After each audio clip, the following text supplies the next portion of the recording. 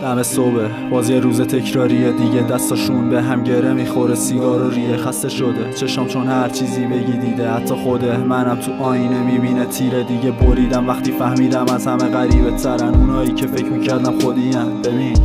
من خودم حال ادامه ندارم، میذارم تو ببری دیگه، نخون گری پس، چون من خیلی وقت پایین سرم، پی مرگ و به تنم هر ثانیه زدم، هر کیه بغلم هر چی برد و نزدم تو روش، گفتم بذار حال کنه فکر کنه که مالیده درم به دهنم گیر کرده دنیا قلابش، مغزم کماس چیزی نمیکنه هوشیارش، انتظار عشق نمیشه داشت از آدمایی که رشد کردن تو زمینی که خراب بنیادش. تا الان 22 بار رسوندم به تهش تقویم و قد کشیدم لا شماها که فقط حرفین و خوبیاتونم نمادینه، مثل شالی که میندازن دور گردن آدم برفی و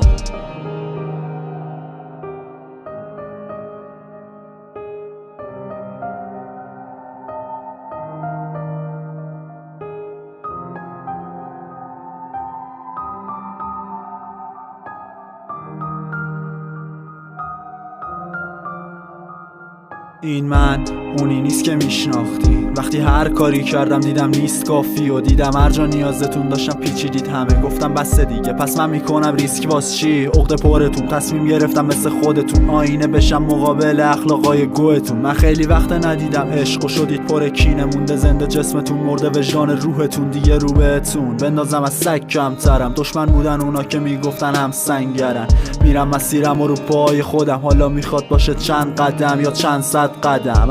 خیلی ساله که گوهم بودم، ریه هم بیشتر از هوای تهران پر دودن، خورده رو تنم مهر سادگی، چون که نبوده مثل شماها رفتارم ساختگی، تو 22 سالگی جوری پر تجربه تلخم که دیگه هیچ مشکلی نداره برام تازگی. درسته تو همه بگاهی یا پای ثابتیم، عوضش توی حفظ ظاهر استاد ماهریم.